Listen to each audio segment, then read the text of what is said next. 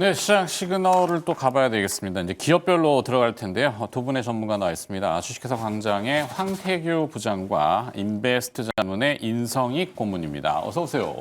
안녕하세요. 네, 자 어떤 기업을 먼저 뚫어야 될지 우리 김유정 아나운서가 또 시그널 전해주시죠. 네, 오늘도 아침에 시장 시그널 함께 점검해 보도록 하겠습니다. 잊을만 하면 들려오는 이 해킹 사태, 소비자들은 몸살을 앓고 있습니다. 또다시 두 가지 해킹 사태가 들려왔는데요. 이미 지난번 이 SK 사태에 이어서 이 KT도 해킹을 당했다는 소식 들려왔고요. 그리고 롯데카드까지 해킹을 받았다라는 소식이 함께 들려왔습니다. 무엇보다 KT 같은 경우에는 가상의 기지국에 연결되어서 의도하지 않은 소액 결제가 처리가 되었다면서 국내에서는 이런 해킹 사태가 전무했던 사상 초유의 해킹 사태라고 표현하기도 했는데요. 이로 인해서 금감원 같은 경우에도 앞으로는 불시에 모의 해킹에 착수하면서 보안을 조금 더 강화시키겠다라는 의견을 밝히기도 했습니다. 점차 AI 기술이 발전되자 이제는 해커들의 해킹 수법도 날로 진화하고 있는데요. 이 AI 기반의 해킹에 대응하기 위해서 기업들도 그동안은 저평가했고 조금은 무심했던 보안에 점차 신경을 강화하고 있습니다. 최대 1조 원까지 IT 기업들과 통신 기업들이 대규모 인력을 채용하고 보안에 신경을 쓰겠다고 밝힌 건데요. 과연 보안주, 오늘 테마로 함께 움직이는 그 섹터와 종목 안에서 정말로 수익까지 연결될 수 있는 종목은 뭐가 있을지 함께 체크해 보도록 하겠습니다. 자, 다음 섹터도 함께 열어보도록 하겠습니다. 로봇에 대한 관심들이 함께 들려오고 있는데요. 최근에 로봇주에 대한 섹터 그 자체의 상승률이 지속성을 띠고 있습니다. 정책 관련된 연관성 때문인데요. 전일 노란봉투법이 공포되었습니다. 바로 이 노조법 개정안은 공포된 후 6개월이 지난 내년 3월부터 본격적으로 시행될 예정이고요. 함께 들려온 소식은 전일 현대차가 노사 간의 임금과 단체 협약을 잠정 합의했다라는 소식까지 함께 들려왔습니다. 이렇게 노란봉투법 이슈가 함께 거론될 때마다 시장에서는 제조 현장에서의 자동화 수요가 증가할 것이라는 평가가 들려오고 있는데요. 노란봉투법 이슈만이 아니라 로봇주는 점차 상승하고 있는 금리 인하에 대한 기대감을 가득 담고 있는 수혜 섹터이기도 합니다. 그리고 중국에서 들려온 소식인데요. 중국의 대표적인 휴머노이드 기업이죠. 유니트리가 IPO를 상장하고 있는데 바로 밸류가 10조까지 평가받으면서 휴머노이드에 대한 기대감이 커지고 있고요. 특히나 미국에서 대표적으로 휴머노이드 사업을 진행하고 있는 테슬라의 CEO 일론 머스크 같은 경우에는 몇 년 안에 AI와 로봇의 생산성을 파격적으로 증가시키겠다라고 하면서 마스터 플랜 4를 발표하기도 했습니다. 이렇게 로봇에 대한 구체적인 기대감이 커지고 있는 상황에서 로봇에 대한 옥석 가리기도 지금 바로 함께 해보도록 하겠습니다. 자, 보안 이슈하고 그다음에 로봇 이슈 뭐 두 개도 사실 연관성이 전혀 없진 않은데 뭐 해킹 이슈는 매번 자주 나와가지고 해킹과 보이스피싱 이 서민 경제에서는 상당히 그 골머리가 알 수 있는 그 문제점이죠. 인성익 고문이 먼저 해킹 보안 이쪽을 풀어주실까요? 해킹 먼저 하시겠어요? 예. 네네. 네. 이번에 두분 해킹 정하셨나요? 서로 뭐 주시고. 자, 황태희 부장이 그러면 풀어주시죠. 네. 해킹 사건이 요즘에 화두가 좀 되고 있죠. 기존에는 우리가 이제 SK텔레콤에 대한 해킹 사태가 좀 있었고요. 그리고 그 이후에 바로 즉각적으로 나왔던 것은 GA, 보험 대리점에서 개인정보 유출에 대한 부분이 있었습니다. 그렇기 때문에 이러한 부분들에 있어서 개인정보를 유출해서 비대면 계좌로 대출을 받는다. 또는 소액 결제를 한다. 뭐 이런 거죠. 근데 이런 부분에 대해서 실질적으로 개인 유출이 되었을 때 보상에 대한 부분은 실질적으로 미비했고 사회적인 문제가 대두되었던 것은 사실이고요. 정부 차원에서는 과징금에 대한 부분만 한 것으로 저는 알고 있습니다. 그렇기 때문에 이러한 부분들이 개인뿐만이 아니라 기업으로까지 확장되었을 때 기술 유출이라든지 심각한 문제를 초래할 수 있는 부분들이 저는 있다고 봅니다.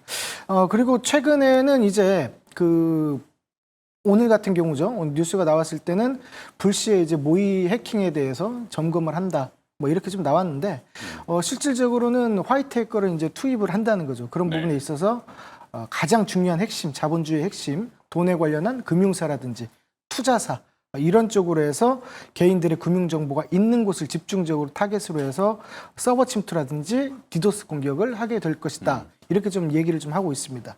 이러한 부분에 있어서 이제 기업마다에 대한 이러한 탐지 능력이라든지 대응 체계, 차단 능력, 그리고 이러한 부분에 있어서 실시간 정보 공유를 할 수 있는 망이 있느냐 이런 부분을 따지게 되지 않을까 보고 있습니다. 네. 그럼 뭐 양자 암호, 양자 물리학에 기초한 뭐 이 이슈도 정부에서도 언급이 되는 것 같은데 그 관련 기업들은 혹시 찾아보는 게 없나요? 일단 저는 개인적으로는 양자 암호 같은 경우도 이제 모듈에 있어서 인증을 받은 기업이 그나마 좀 낫지 않나 이렇게 좀 생각을 합니다.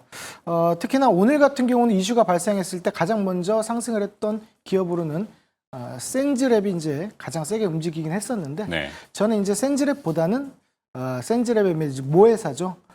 K사인을 좀 보셨으면 하는 생각이 좀 있습니다. 일단 이 기업 같은 경우는 데이터베이스, DB 능력에 대한 암호화가 좀 있고 인증 기술에 대한 솔루션 기업이고요. 그리고 센즈랩, 그러니까 자회사에 대한 양자암호 신사업을 AI를 통해서 같이 추진하고 있는 모습들이 좀 있습니다.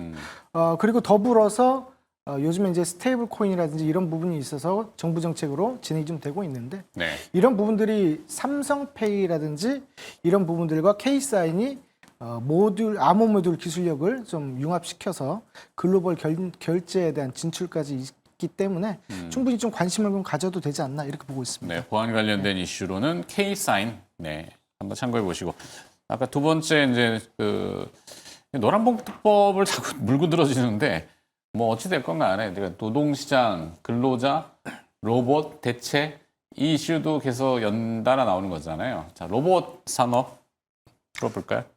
이게 노란봉투법이 이게 이제 내년 3월인가요? 아마 시행을 이제 하게 됐어요. 드디어요. 뭐 네.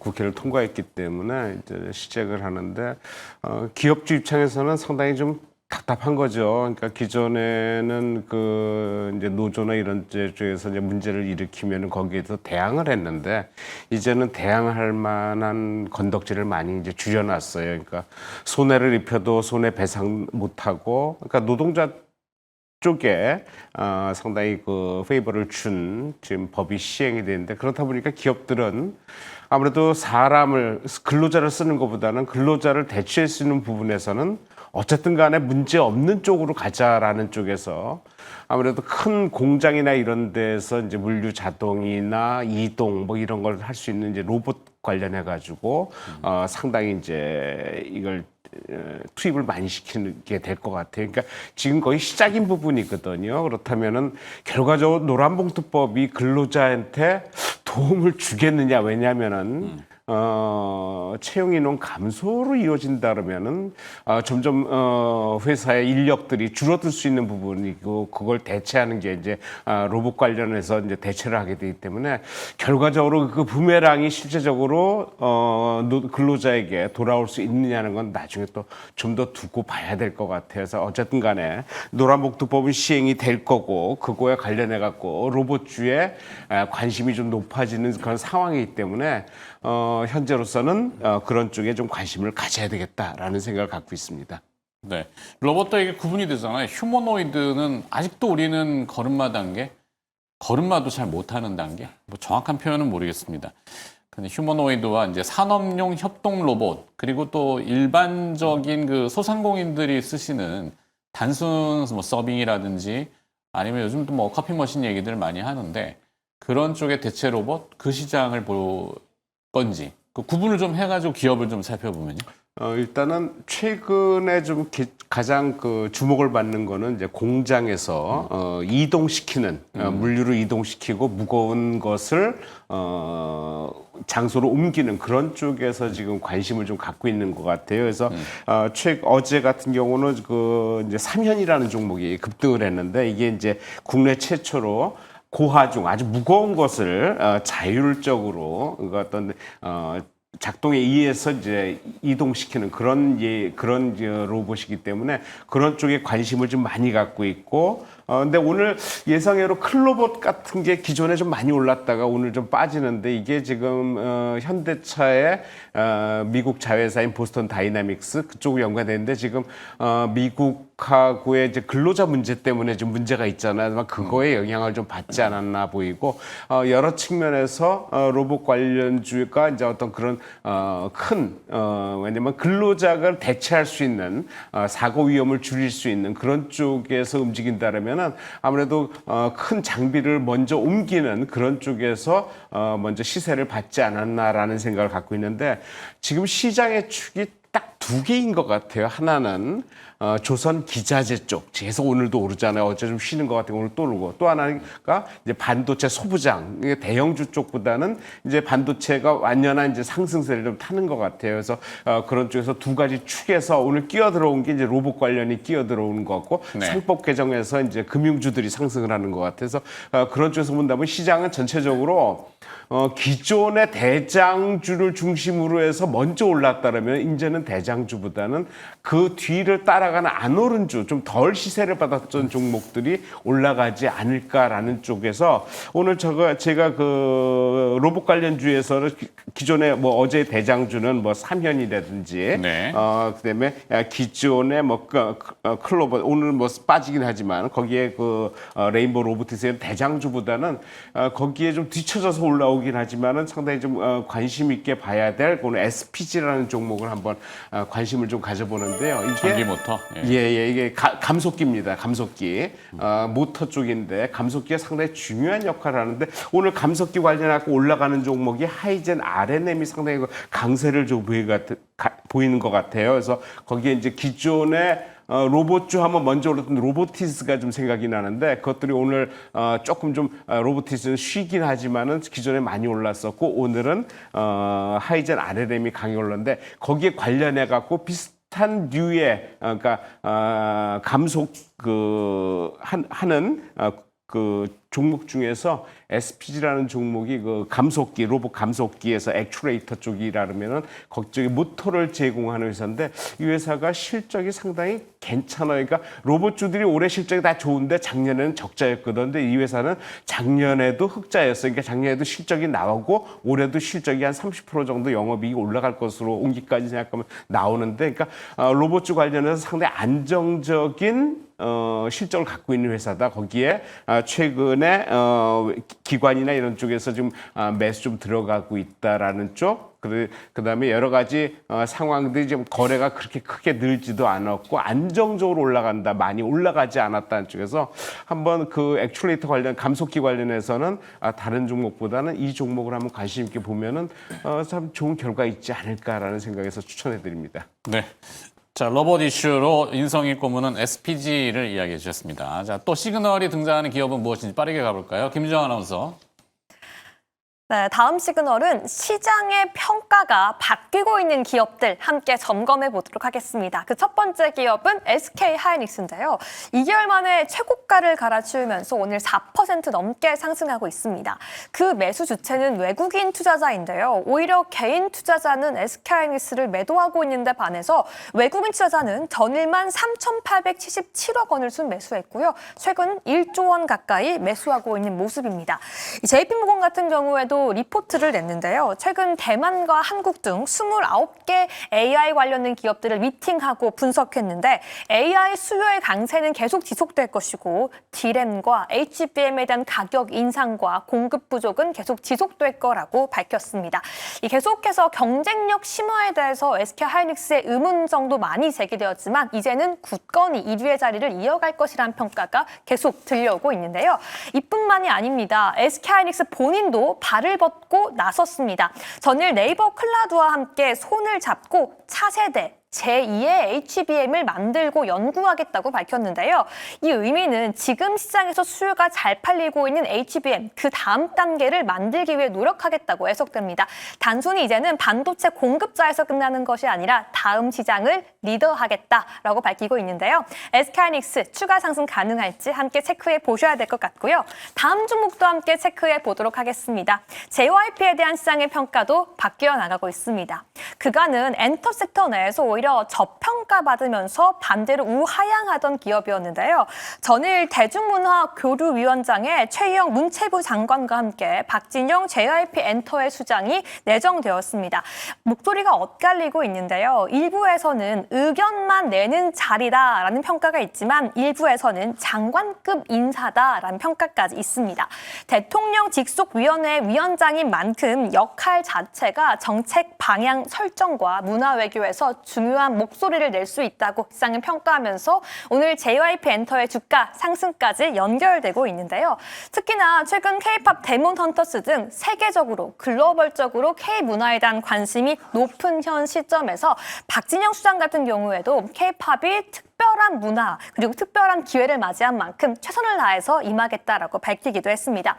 현재 투자자들의 평균 12개월 목표 주가는 92,000원으로 현재 주가 대비 약 22% 상승이 가능하다고 볼 수 있는데요. JYP 엔터 추가 상승 기대할 수 있을지 함께 알아보도록 하시죠. 네, 자 다음 시간에는 반도체하고 컨텐츠인데요. 일단 반도체 먼저 가봐야 되겠어요. SK 하이닉스, 자 네이버하고 차세대 AI 메모리 협력. 이게 뭐지? 메모리? AI 칩셋을 개발하는 것도 아니고 최근에 보면은 글로벌 빅테크들이 자체 AI 칩을 만들자고 하잖아요. 메모리를 네이버랑 이 뭘까요 이게? 일단은 그 AI가 전반적으로 지금 성장세를 띠고 뭐 상승하고 있다고 보고 있죠. 그리고 나서 확장성으로 있어서 결국에는 휴머노이드가 끝판왕이다라고 볼 수 있는데 이에 있어서 어쨌든 메모리 반도체가 들어가야 되는 것은 맞고요. AI 서버가 이제 메모리 업황의 확장으로 좀 이어지는 부분들이 있었습니다. 그래서 하이닉스 같은 경우는 2025년도 올해 HBM3E에서 내년에 HBM4로의 전환에 대한 핵심 축을 좀 가지고 있다 이렇게 좀 볼 수 있는데 엔비디아의 주력으로 공급하고 있기 때문에 엔비디아 쪽으로 매출이 약 한 27% 정도 잡히고 있는 것으로 보이고 있습니다. 자, 이러한 부분에 있어서 AI 메모리 칩 같은 경우는 연평균 성장세가 약 30%를 보고 있기 때문에 굉장히 급격한 성장을 하고 있다라고 볼 수 있겠습니다. 자, 이러함에 있어서 2분기 매출도 역시나 사상 최고치로 업황 레버리지가 좀 컸다 이렇게 좀 볼 수 있겠고 영업이익률이 약 41%로 나왔습니다. 그리고 조금 전에 말씀드렸던 이런 엔비디아향 HBM4에 대한 공급 계약이 임박을 했기 때문에 호재로 좀 작용할 수 있지 않았나 이렇게 좀 보고 있고요. 그리고 미국 정부에 있어서 하이닉스의 중국 공장 장비를 승인 예정이라는 얘기도 좀 있기 때문에 어느 정도 지금 노이즈가 껴 있는 상태에서 좀 풀어지는 완화되는 모습들도 충분히 기대할 수 있겠다라고 보고 있습니다. 특히나 미국 인디애나 패키징 공장에서 지금 착공을 현지화를 하고 있기 때문에 이제 그런 부분에 있어서 미국 현지화에 대한 그런 뭐랄까요? 이득도 볼 수 있지 않을까라고 좀 보고 있고 제가 말씀드리는 측면에 있어서는 대부분이 지금 포커스를 맞춰봤을 때 하이닉스는 호재에 좀 둘러싸여 있다 이렇게 좀 볼 수 있겠습니다. 그래서 조금 전에 말씀하신 그 네이버와의 협력 관계 역시도 사실은 정부 GPU 사업에 이제 참여를 하게 되면서 네이버 클라우드 데이터 센터에 당연히 하이닉스의 그런 부분들이 들어가게 되겠죠. 뭐 CXL이라든지 PIM까지 포트폴리오를 다각화시키는 측면이 좀 있겠다라고 볼 수 있겠습니다. 그래서 지금 현재에 대한 뭐 주가라든지 지금 고가 갱신을 다시 하려고 하는 모습들이 있는데 사실은 8월 중순 정도에 우리가 시장이 한번 흔들린 적이 있었습니다. 그때가 가격이 약 25만 원권이었는데 이제 주봉을 보시게 되면 주봉에서도 역시 25만 원권에서 받쳐주는 모습을 볼 수 있었고 그때를 기준으로 해서 기관과 외국인의 쌍끌이 매수가 지속적으로 현재까지도 일어나고 있다라고 볼 수 있습니다. 그래서 제가 보기에는 그래요. 그 업황이라든지 전반적으로 봤을 때도 그렇고 기술적으로 하이닉스를 봤을 때도 두 달간에 걸쳐서 한 40만 원 정도까지도 갈 수 있는 모습들이 현재 만들어지고 있다. 이렇게 보고 있습니다. 30만 닉스는 안착할 것 같아요? 당연히 안착을 하지 않을까 싶어요. 현재 시가총액이 200조 원을 좀 넘어가는데 하이닉스가요? 300조 원까지는 좀 가지 않을까 싶습니다. 네. 네. 218조 원. 네. 최근에 외국인 투자자들이 매입을 하는 거나 외국의 창구를 통해서 좀 도드라진다라고 하는데 외국인들이 말씀하신 그 호재에 둘러싸여서 넘쳐나는 호재인지 저도 잘 모르겠지만 근데 뭐 CXL도 하고 유리기판도 하고 거기에 뭐 이제 생각하면은 엔비디아에 너무 몰입된 게 아니라 AMD나 브로드컴이나 뭐 이렇게 다 나갈 수 있어 우리 HBM은 이렇게 해석하면은 호재고 맞습니다. 근데 기존에 하던 거가 잘 안 되니까 이게 돌리는 건지 이게 애매한데 어찌됐건 시세는 지금 오르고 누군가는 사고 있고 누군가가 외국인이고 그럼 좋게 본다 이렇게 네네. 판단을 하시는 거죠. 네, 맞습니다. 그래서 30만 닉스 오늘 지금 딱 30만 찍었네요. 안착하고 타켓 프라이스 목표가는 40만 바로 네네. 본다. 이렇게 정리하고. 자, 그다음에 두 번째는 문화 콘텐츠. 네, 박진영 PD라고 그들은 표현하더군요. 대통령 직속 공동위원장 내정. 이게 문화체육부 장관하고 공동위원장이라서 장관급이다라고 하던데 맞나요? 전 모르겠어요. 처음 이게 나오는 약간 얘기라서 자문 역할이 좀 더 큰 것 같은데. 그냥 아마 매스컴에서 좀 부풀리게 하느라고 좀 위상을 주기 위해서 장관급이라는데 뭐 그렇다고 장관급을 굳이 표명할 건 아니지만 이렇게까지 뭐 표현하는 건 좀 무리인 것 같고 아마 공동위원장으로 일단 하니까 아마 K-팝에 대해서 아마 좀 이끌어달라 뭐 이런 뭐 뉘앙스에서 나오는 그렇죠. 게 그 분야의 아닌가. 전문가니까. 예. 근데 최근에 뭐 K-팝 뭐 얘기는 엄청 뭐 과거에도 나오고 최근에 그 뭐 차트에서도 1위 하는 종목 그 노래가 나오고 있기 때문에 그쪽에서는 상당히 뭐 개척적으로 좋아지고 그런 어떤 기회는 상당히 있을 거라는데 실제로 종목에 대한 주가는 그렇게 영향을 좀 못 받고 있거든요. 어제 오늘 같은 애프터마켓에서는 7%인가 급등했다가 올랐다가 다시 그냥 뭐 빠진 그런 상황이고 오늘 그렇게 오르긴 하지만은 그렇게 이제 계속적으로 연결성을 갖지 못하고 있다. 다만 뭐 그러다 보니까 거래량은 상당히 많이 일어나는데 실질적으로 이쪽에 관련주 엔터 관련주들이 전체적으로 같이 오를 수 있겠냐? 왜냐하면 하이브 같은 경우도 지금 대주주에 대한 어떤 얘기 나쁜 얘기도 나오고 있고 네.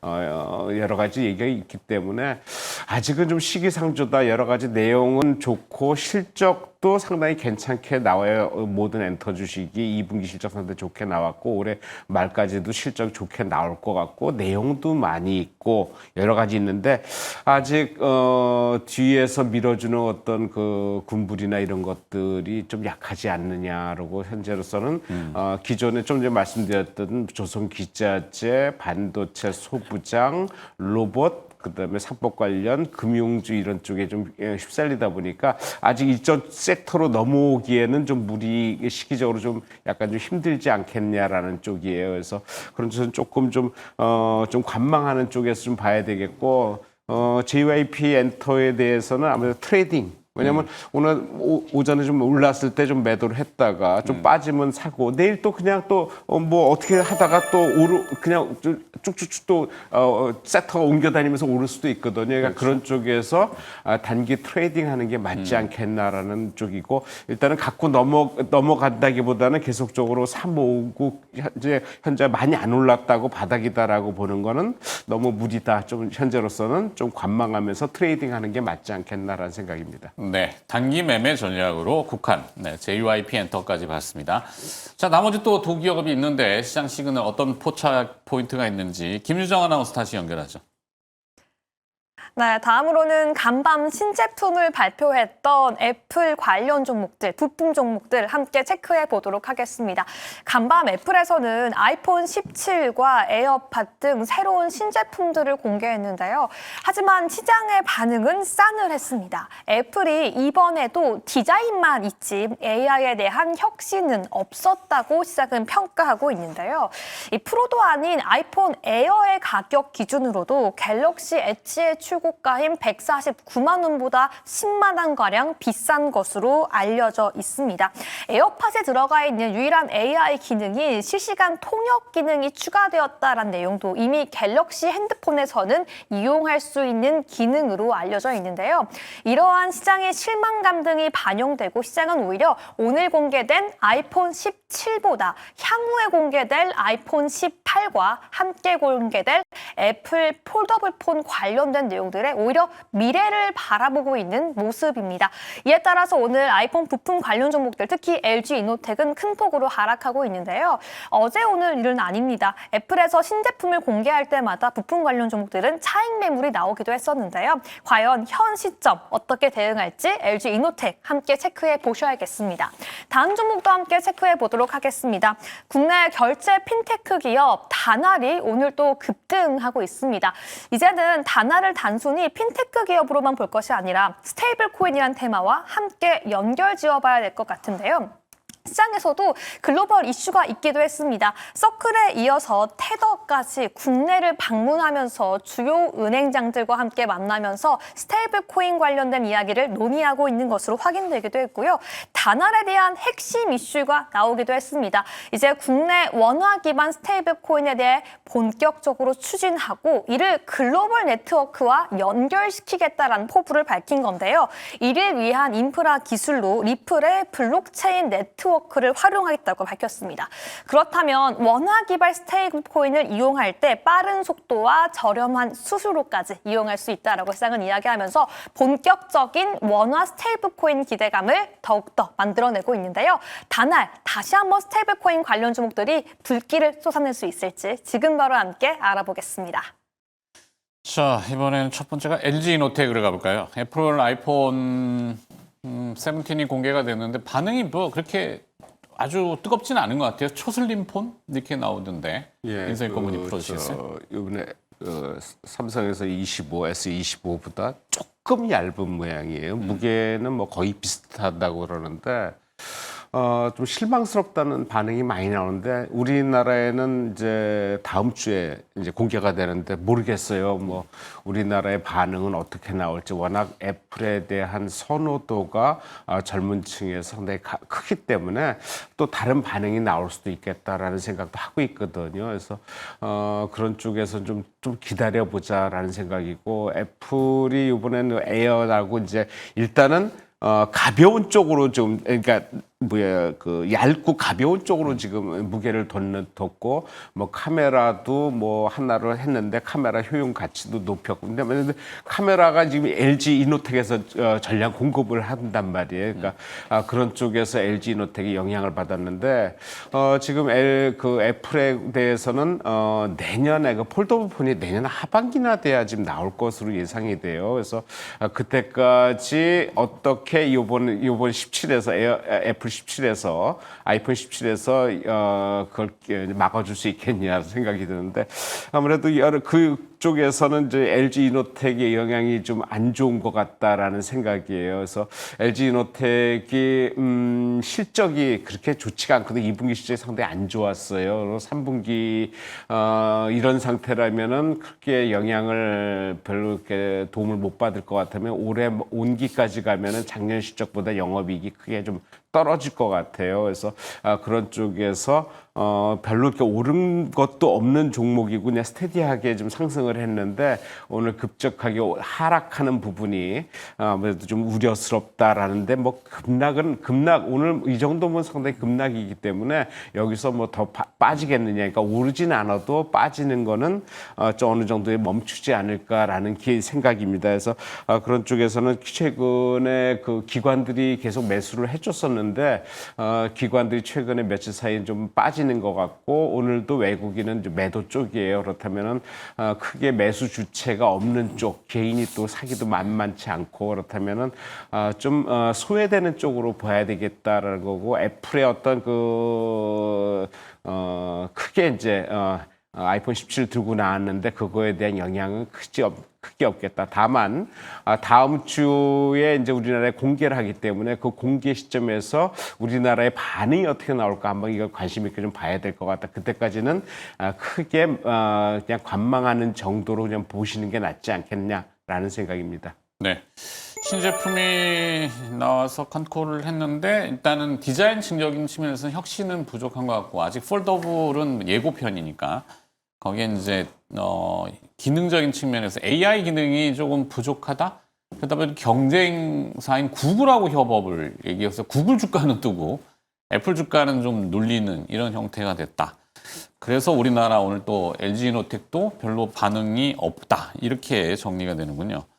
그러면은 LG이노텍에 대한 전략은 관망. 예, 관망 내지 뭐 적어서 살 종목은 아닌 것 같다 생각입니다. 알겠습니다.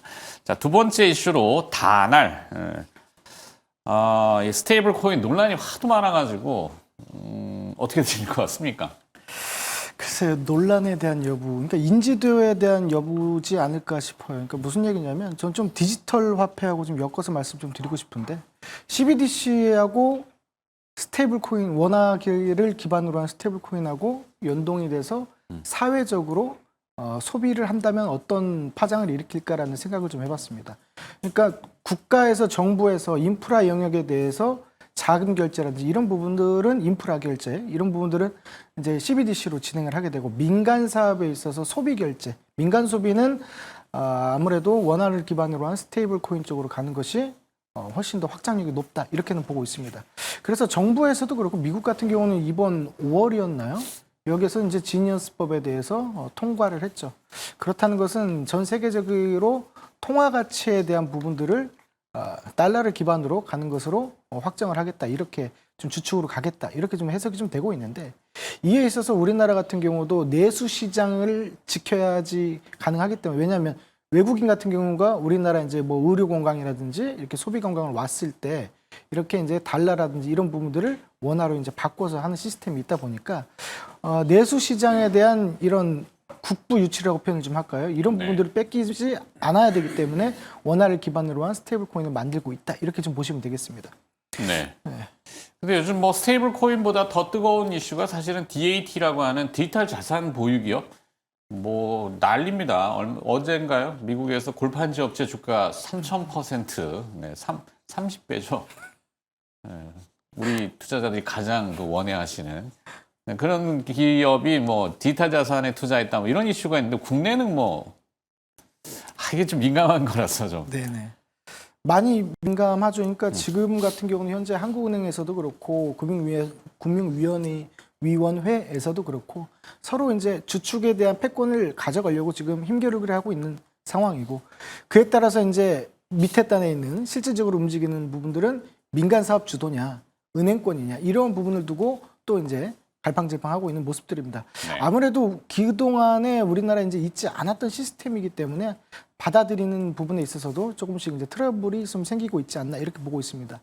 이에 반해서 발빠르게 움직이고 있는 업체들은 우리가 충분히 좀 주목을 해야 되지 않겠나 싶어요. 그 중에 있어서도 여러분들이 알고 계시는 다날이라는 회사가 페이코인을 필두로 해서 움직이고 있는 모습들이 상당히 공격적이다라고 볼 수 있겠습니다.